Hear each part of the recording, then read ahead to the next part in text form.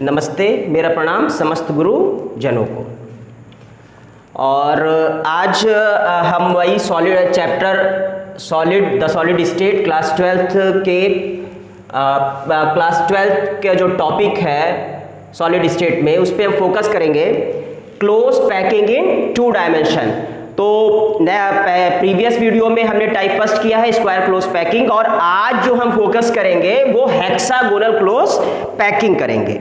ठीक है, और मोस्ट इंपॉर्टेंट टॉपिक है hexagonal close packing in 2 dimension. और उसे स्टार्ट करने से पहले आज की जनरल नॉलेज।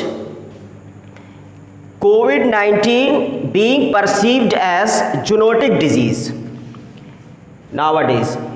मीन्स क्या है कि आजकल जो कोविड-19 को एक जूनोटिक डिजीज के रूप में माना जा रहा है, और जूनोटिक डिजीज क्या होती है वो नेक्स्ट वीडियो में डिस्कस करेंगे। तो हम अपने टॉपिक पर आते हैं, hexagonal close packing. Most important topic है द सॉलिड स्टेट का, और जब हम 3D में आएंगे तो बहुत ही कॉन्सेप्चुअल रहेगा ये। अब हेक्सागोनल क्लोज पैकिंग के लिए हम यहां से स्टार्ट करते हैं।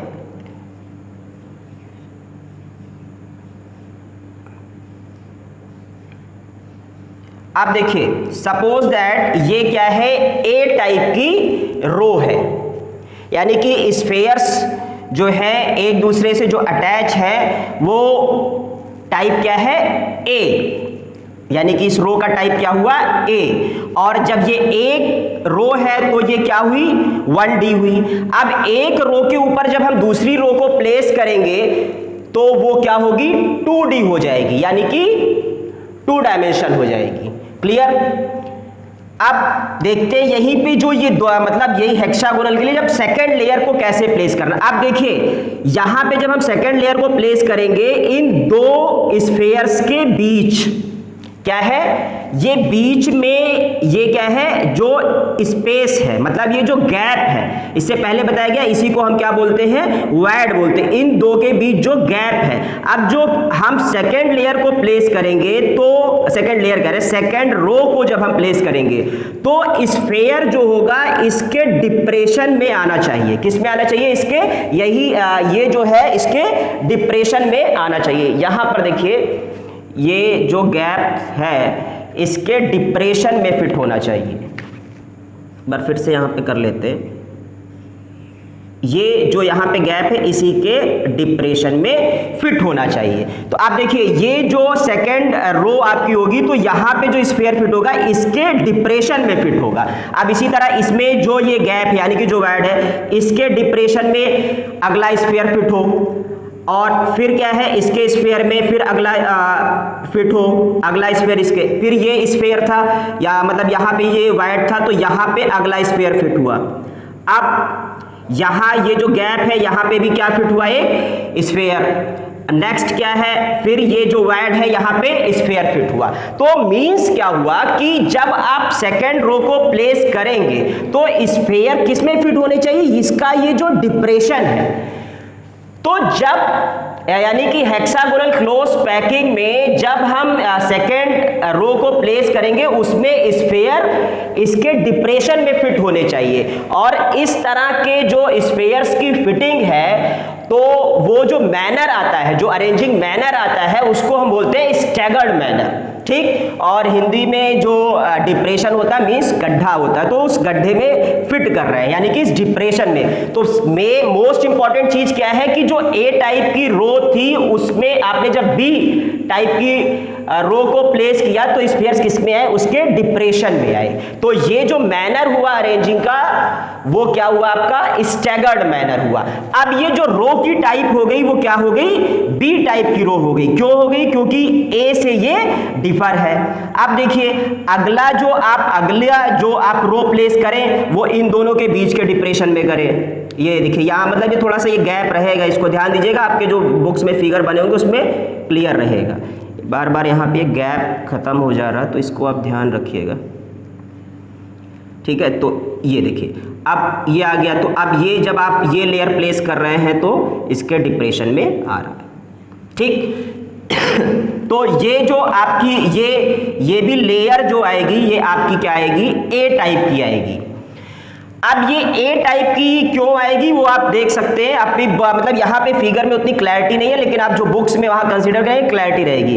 तो जो ए थर्ड रो रहेगी वो ए टाइप की रहेगी। क्यों ए टाइप की रहेगी? क्योंकि जो रो है, जो रो के स्फेयर्स हैं एक ही, उसका अलाइनमेंट सेम रहेगा। थर्ड रो और फर्स्ट रो में जो स्फेयर्स का जो अलाइनमेंट है वो सेम रहेगा, यानी कि जो पैटर्न है वो सेम रहेगा। अब जब हम फोर्थ रो को प्लेस करेंगे, फोर्थ रो को यानी कि थर्ड रो के किस में फिट करना है, फिर से वही इसके डिप्रेशन में मैनर क्या हुआ, स्टैगर्ड हुआ।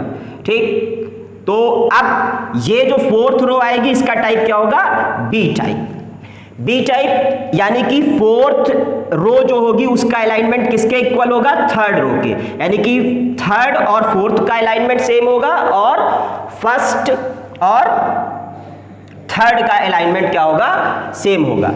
क्लियर? यानी कि फर्स्ट रो और थर्ड रो का अलाइनमेंट सेम होगा और सेकंड रो और फोर्थ रो का अलाइनमेंट सेम होगा। क्लियर? अब इसमें एक चीज और करते हैं, ये जो गैप है इसको क्या बोला जा रहा है, वॉइड बोला जा रहा है। ठीक है, और वॉइड मींस इससे पहले भी बताया गया है एम्प्टी स्पेस होता है, मतलब इसके बीच जो खाली जगह है वो क्या है, वॉइड है। अब ये हेक्सागोनल क्लोज पैकिंग क्यों कही गई? आप देखिए हेक्सागोनल क्लोज पैकिंग, अब यहां से डाले थे इस फिगर में, क्लियर है, वहां भी आएगा। तो अब क्या है यहाँ पे हेक्सागोनल क्लोज पैकिंग क्यों है? अब आपने पर्टिकुलर किसी एटम को यहाँ पे ये मान लिया कि ये पर्टिकुलर स्फेयर है। ठीक, अब पर्टिकुलर इस स्फेयर के नेबर्स स्फेयर कितने हुए, 1 2 3 4 5 6। तो अब इन नेबर्स को आप मिला दें, मतलब नेबरिंग स्फेयर्स को आप मिला दें, तो क्या ज्योमेट्री आ रही है इसकी, हेक्सागोनल आ रही है। तो that's why it is called hexagonal close packing. Means क्या हुआ कि किसी पर्टिकुलर स्फेयर के नेबरिंग स्फेयर्स कितने हैं, 6 हैं। ठीक है, तो इसका कोऑर्डिनेशन नंबर भी क्या हुआ, 6 हुआ। इससे पहले भी वीडियो में क्लियर किया गया है। तो कोऑर्डिनेशन नंबर कितना आया इसका, 6 आया। और इन 6 स्फेयर्स को जब आप मिलाएंगे, मतलब उसके सेंटर्स को मिलाएंगे, तो जो ज्योमेट्री क्या आ रही है, हेक्सागोनल आ रही है। That's why it is called hexagonal close packing. Clear? उसमें भी आएगा, मतलब इतना क्लियर नहीं बना है लेकिन आएगा वही चीज। क्लियर है? अब दूसरी चीज, इसमें जो वॉइड का टाइप आ रहा है, जो इसमें वॉइड आ रहे हैं, इसमें 2 टाइप्स के वॉइड आते हैं। ठीक है, मतलब रहेगा ट्राइगोनल। देखिए ये ट्राइंगल शेप आ रहा है कि नहीं आ रहा है, ये देखिए ये क्या आ रहा है, ट्राइंगल शेप आ रहा है। तो इसमें 2 तरह के ट्राइंगुलर वॉइड आएंगे।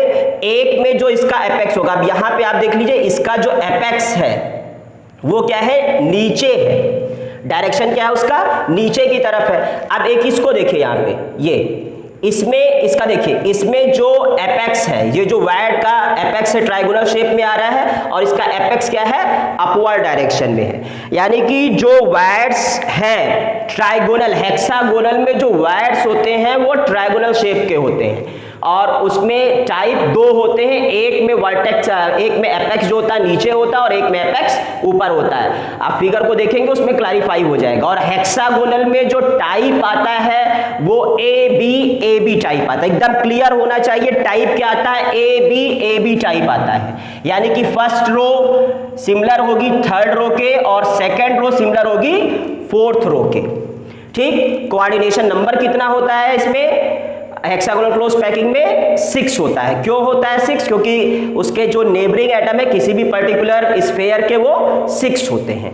क्लियर है? और दूसरी चीज ये है कि जो इसकी इफिशियंसी होती है, मतलब पैकिंग की जो इफिशियंसी होती है वो ये ज्यादा होती है। क्यों ज्यादा होती है? क्योंकि किससे ज्यादा होती है, स्क्वायर क्लोज पैकिंग से ज्यादा होती है। क्यों ज्यादा होती है? क्योंकि स्क्वायर क्लोज पैकिंग में जो वॉइड्स आते हैं उसमें मतलब वो डिप्रेशन में नहीं होता, वो एक के ऊपर एक होता है, इस तरह से होता है, उसके डिप्रेशन में नहीं होता है। तो यहाँ पे आप देख रहे हैं कि जो वॉइड्स होते हैं, ये जो इसमें गैप जो है वो ज्यादा होता है, और इसमें क्या है, इसमें जो गैप है वो कम है।